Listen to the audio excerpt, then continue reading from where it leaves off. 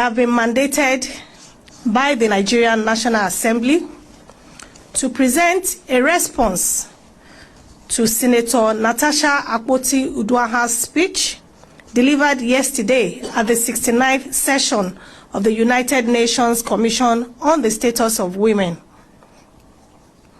In response to the call by the President of the Interparliamentary Union, IPU Right Honorable Tulia Axen, to hear both sides of the matter, I have received a letter from the Nigerian Senate in my capacity as the chairman of the House Committee on Women Affairs and Social Development of our Parliament in Nigeria, and the parliamentarian representing Nigeria at this conference. In the spirit of transparency and fairness, I now wish to read this letter from the Senate in its entirety, and it is crucial that all perspectives are heard and that all aspects of the situation are duly considered. And the next voice you'll be hearing from here will be the voice of the Senate leader of the Senate, Senator Opeyemi Bamidele, CON, the leader of the Senate, Federal Republic of Nigeria. Senator Natasha Akpoti Uduaghan was suspended for gross misconduct and unruly behavior, and not as a result of allegation of sexual harassment or assault. The authority of the Senate of the Federal Republic of Nigeria firmly rebukes the deliberate misinformation and false narratives being circulated by certain media organizations regarding the six-month suspension of Senator Natasha Akpoti Uduaghan. Let it be unequivocally stated that Senator Uduaghan was suspended solely for a persistent act of misconduct, blatant disregard for the provisions of the Senate Standing Orders 2023 as amended, and gross indiscipline, nothing more, nothing less. This is still the voice of the leader of the Senate.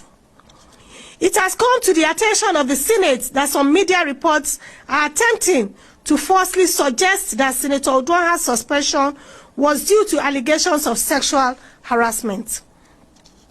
This is completely untrue, misleading, and a calculated attempt to distort the facts. If Senator Uduaghan had strictly followed our guiding principles, the Senate would have treated her petition based on merit in line with its practice, but she never obeyed the established practices of the institution where she was serving. The facts of the suspension. This is still the voice of the Senate leader. Senator Uduaghan's suspension was a decision of the Committee of the whole Senate, following the submission of a report by the chairman of the Senate Committee on Ethics and Privileges. The report found her guilty of violating sections 6.1 and 6.2 of the Senate rules and recommended her immediate suspension.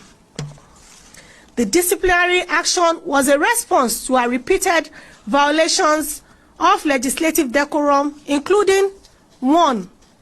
Refusing to sit in her assigned seat during plenary on the 25th February 2025, despite multiple pleas from the leadership and other ranking senators, an act of open defiance and disorderly conduct. 2.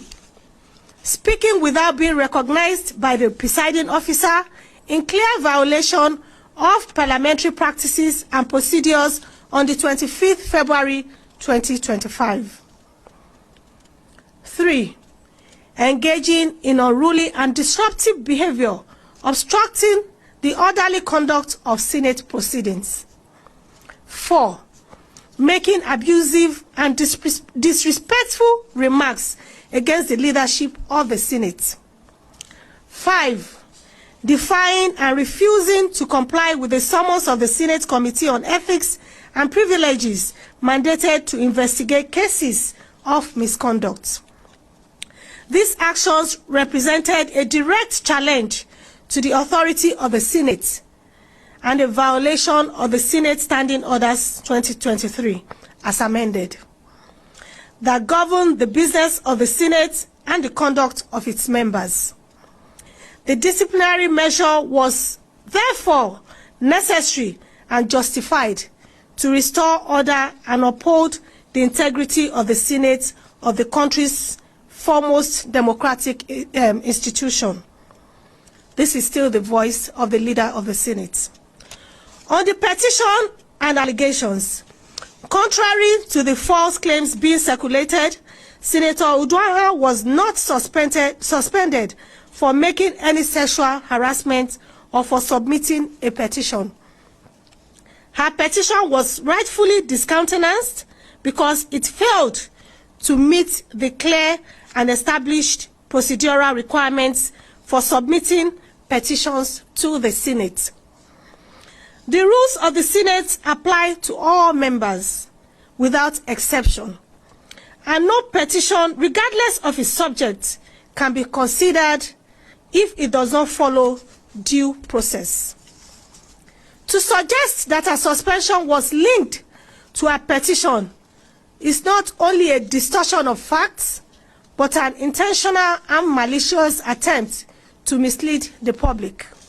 This is still the voice of the leader of the Senate. Condemnation of misleading media reports. The Senate strongly condemns the irresponsible and unethical reporting by some media organizations that have deliberately twisted the facts to suit a false narrative. This coordinated misinformation campaign is nothing more than an attempt to politicize a disciplinary action that was strictly based on clear violations of Senate Standing Orders 2023 as amended. It is reckless, misleading, and a disservice to the people of the Federal Republic of Nigeria and the whole world who deserve truthful and factual reporting. We therefore urge all foreign correspondents and responsible media houses to correct these misrepresentations and avoid propagating falsehoods that undermine the integrity of Nigeria's legislative process. This is still the voice of the leader of the Senate. Conclusion. The Senate remains committed to upholding discipline, order, and parliamentary ethics. No senator, I repeat, no senator, regardless of status, gender, or political affiliation, is above the rules of the Senate. Senator Uduaghan's suspension was a direct consequence of her actions and nothing else. We urge the public and the media to disregard any false reports suggesting otherwise and to always seek the truth before spreading politically motivated narratives. Signed, Senator Bamidele Okpeyemi, CON, Leader of the Senate, Federal Republic of Nigeria. Thank you very much.